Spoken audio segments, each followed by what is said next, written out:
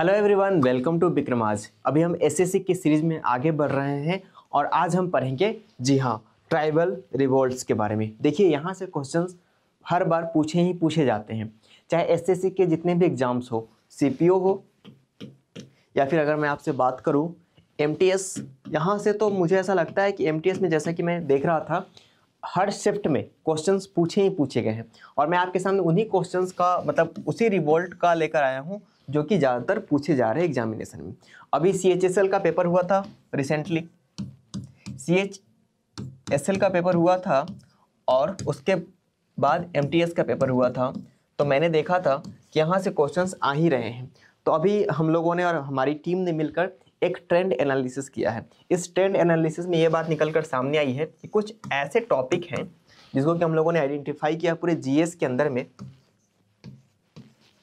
कुल मिलाकर 85 प्लस मतलब बिटवीन 85 to 90 ऐसे टॉपिक्स हैं जहां से 80% क्वेश्चंस पूछे जा रहे हैं।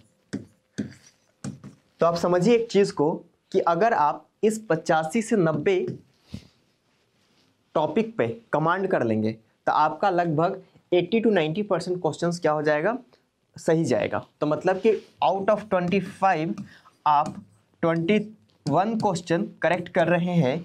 इस तरीके से अगर आप पढ़ाई करेंगे और इस तरीके से आप थीम वाइज अगर आप स्टडी करेंगे तो it will be very beneficial for you.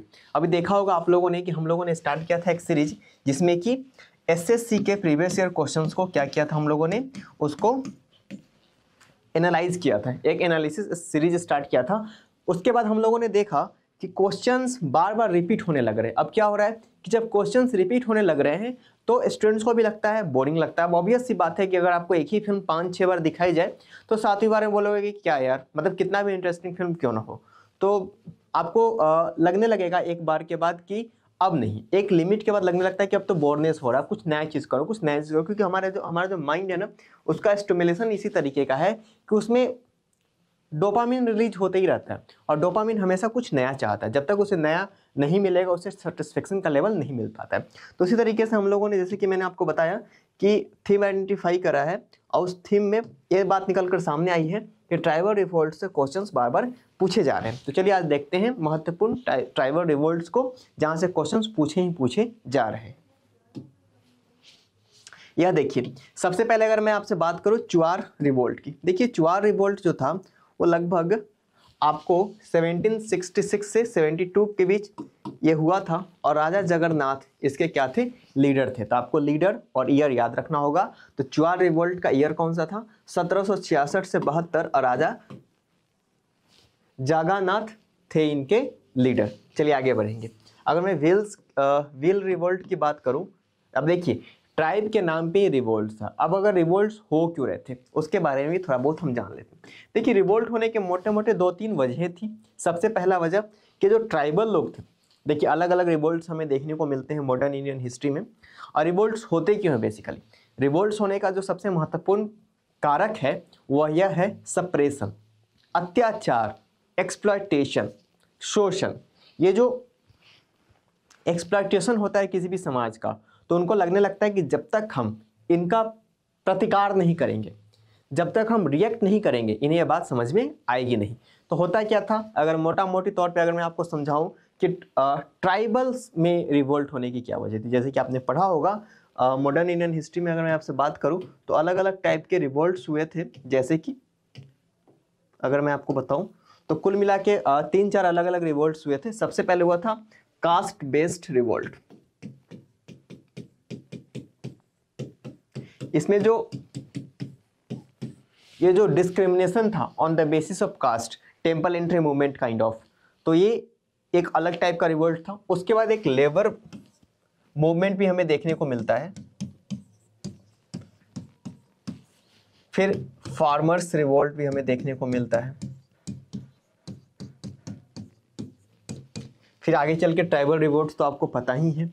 फिर अलग अलग रिवोल्ट्स भी हमें देखने को मिलता है। तो बेसिकली रिवोल्ट होता क्या है, रिवोल्ट वर्ड निकला है, ये जो रिवोल्ट वर्ड है ये निकला है रेवोल्यूशन से।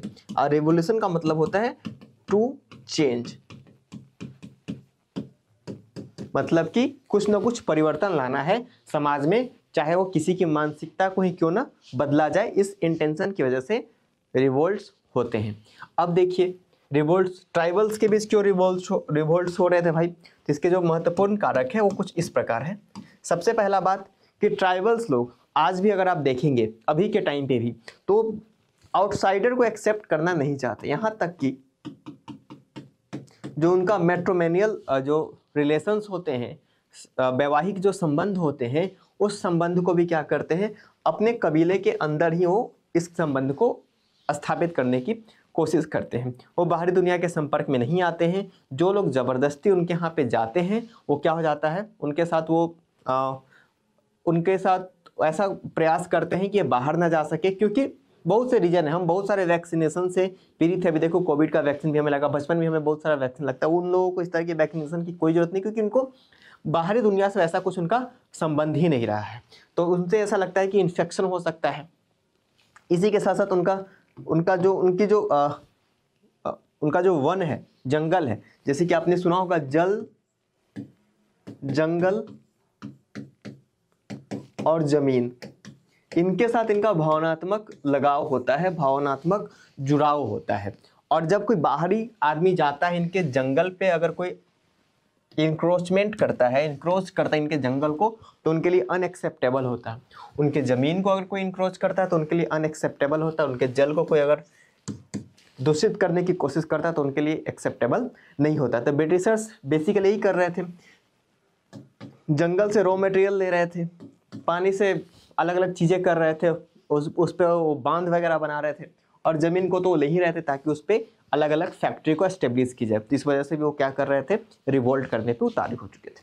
चलिए अब रिवोल्ट को समझते हैं। तो उसके बाद अगर हम देखें तो जो सेकेंड नंबर का रिवोल्ट था, व्हील का रिवोल्ट, और वो 1817 में सेवाराम ने इसको स्टार्ट किया था। देखिए हो रिवोल्ट की अगर मैं आपसे बात करूं तो 1820, अभी तक इसका नेता जो है वो स्पष्ट नहीं हो पाया है। इतिहासकारों के बीच बहुत ज़्यादा विवाद है, तो मैंने इसे ब्लैंक छोड़ दिया है। रामोसी की बात करूं, देखिए रामोसी भी एक विवादास्पद रिवोल्ट है। इसमें भी बहुत अलग अलग लोगों का अलग अलग कहना है। जैसे कि अगर मैं 1822 में रिवोल्ट हुआ था, यहाँ पे अगर नाम जो मैंने गूगल पे इतना ज़्यादा सर्च किया है उसके अकॉर्डिंग चित्तूर सिंह, प्रताप सिंह, दत्तात्रेय पाटकर और बलवंत फडके का भी नाम आता है रामोसी विद्रोह में। तो बलवंत फडके भी आप याद रखेंगे। यहाँ देखिए कोली की अगर मैं आपसे बात करूं तो 1824 में हुआ था, 2 साल के बाद रामोसी के 2 साल के बाद कोली हुआ था। और यहाँ पे भी नेता जो है वो विवादास्पद है, नेता के बारे में कोई स्पष्ट हमें जानकारी नहीं मिलती है। अगर वहीं मैं आपसे बात करूं अहोम की तो 1828 से लेकर 33 के बीच, और दामोदर कुंवर ने इसको क्या किया था, इस रिवोल्ट को स्टार्ट किया था। वहीं मैं अगर आपसे बात करूं खासी, तो खासी कब हुआ था, 1829 से 32 के बीच। लगातार देखिए सारे के सारे रिवोल्ट्स होते जा रहे हैं। और इसका नेता कौन था, तीरथ सिंह। कोल रिवोल्ट की अगर मैं आपसे बात करूं, देखिए कोली और कोल में आपको कंफ्यूज नहीं होना है, 1831 और 32 के आसपास हो रहा है रिवोल्ट, और इसका बुद्धू भगत क्या थे, इसके नेता थे। संथाल के बारे में अगर मैं आपसे बात करूं तो 1855 और 56, देखिए इस तरह के क्वेश्चन पूछ दिए जाते हैं कि इसमें से कौन सा ऐसा रिवोल्ट था जो कि 1857 के रिवोल्ट से जस्ट पहले हुआ था। मैं आपको बताऊंगा कि 1857 के बाद कौन सा रिवोल्ट हुआ था। तो इसके जो नेता थे सिद्धू और कान्हू, 2 ब्रदर थे, और बहुत बार इस क्वेश्चन को पूछा गया, मल्टीपल टाइम्स, ना कि सिर्फ एसएससी में बल्कि बीपीएससी में इस प्रश्न को पूछा गया है, यूपी पीसीएस में इस प्रश्न को पूछा गया है, एमपी पीसीएस में इस प्रश्न को पूछा गया है, और छत्तीसगढ़ पीसीएस में भी इस प्रश्न को पूछा गया है। तो देखिए ये प्रश्न कितना ज़्यादा इंपॉर्टेंट है कि अलग अलग एग्जामिनेशन में इसको पूछा जा रहा है। तो नेता पूछा जा चुका है, आपको याद रखना होगा ईयर 1855 से लेकर 1856 तक। और ये क्यों बार बार पूछा जा रहा है, इतना क्यों एम्फेसिस दिया जा रहा है, क्योंकि ये 1857 के रिवोल्ट से जस्ट पहले हुआ था, इसलिए इसका एम्फेसिस इतना ज़्यादा दिया जा रहा है। देखो नाकिडा, अगर मैं ट्राइब की बात करूँ, ट्राइबल रिवोल्ट की बात करूँ, तो रूप सिंह इसके लीडर थे, और ये हुआ था कब, 1858 ईस्वी में, जस्ट उसके बाद ग्रेट रिवोल्ट के जस्ट बाद हुआ था। जैसे कि मैंने आपको बताया कि ये बॉक्स है 1857 का, इसके जस्ट बाद जो रिवोल्ट हुआ था उसका नाम था नाकेदा रिवोल्ट, इसके जस्ट पहले जो रिवोल्ट हुआ था उसको हम बोलेंगे क्या, संथाल रिवोल्ट। आप याद रखेंगे इस चीज़ को। अगर मैं बात करूँ भुइयां आंदोलन का, तो भुइयां जो संघर्ष था ये वो था 67, 68 और 91 में लगातार चल रहा था। और इसके रतन नायक और धामी नायक दो व्यक्ति इसके नेता थे। अगर मैं कच्छ नागा का जो रिवोल्ट था उसकी बात करूं तो 1882 में रिवोल्ट हुआ था और शंभुधर नाम के व्यक्ति थे जो कि इसके नेता थे। देखिए मुंडा रिवोल्ट, इसके बारे में अगर मैं आपसे बताऊं तो आप सभी जानते हैं बिरसा मुंडा, जिनको कि भगवान भी बोला जाता है और धरती आबा के नाम से भी जाना जाता था। आप इसका ये नाम भी याद रखेंगे, धरती आबा के नाम से भी इनको जाना जाता है। बिरसा मुंडा इसके जनक थे, इस रिवोल्ट के मैं ये बोलूँगा कि नेता थे।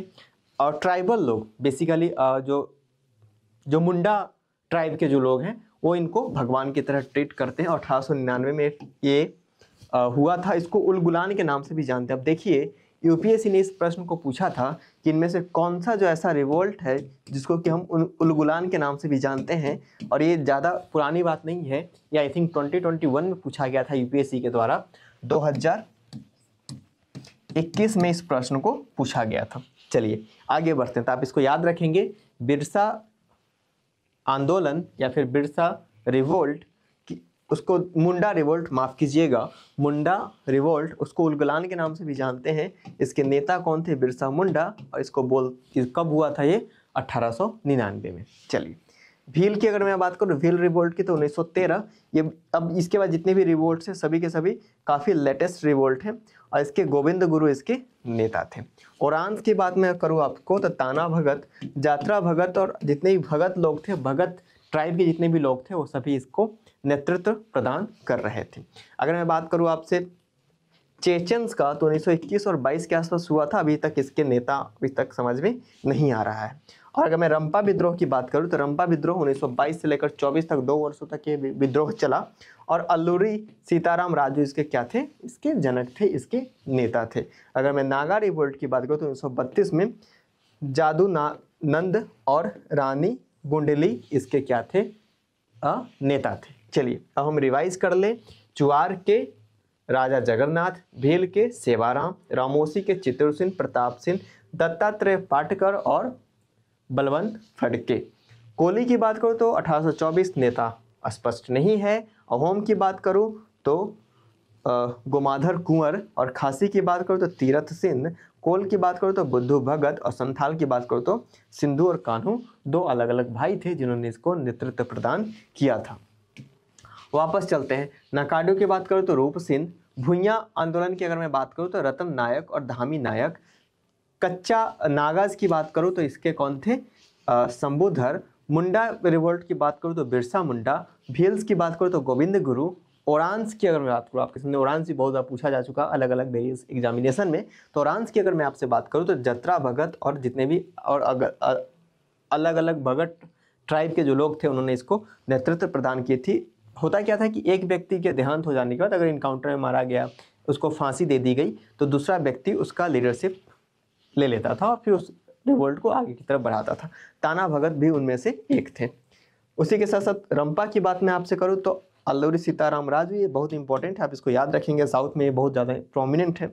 और नागा की बात करूँ तो रानी गुंडलियू और जादू नाग। तो ये रिवोल्ट के बारे में मैंने आपको बताया, जिसमें कि अलग अलग रिवोल्ट का उसका टाइम पीरियड, टाइम फ्रेम और उसी के साथ साथ उसके लीडर्स। देखिए इस हमारा मोटिव होता है कि वीडियो जितना कम समय का हो और जितना ही ज़्यादा इन्फॉर्मेटिव हो।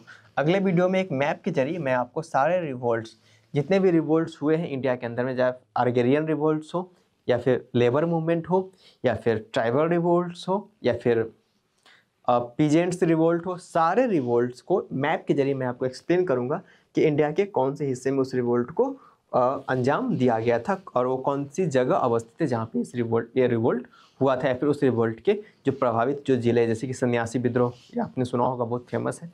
तो ये जितने भी रिवोल्ट्स हैं उसके लिए मैं एक अलग से लेक्चर लेकर आऊँगा जहाँ पे इन सारे रिवोल्ट्स को आपको कॉम्प्रिहेंसिव डिटेल तरीके से मैं आपको एक्सप्लेन करूँगा। तो आज के वीडियो में फिलहाल इतना ही, अब मिलते हैं नेक्स्ट वीडियो में। Thank you very much.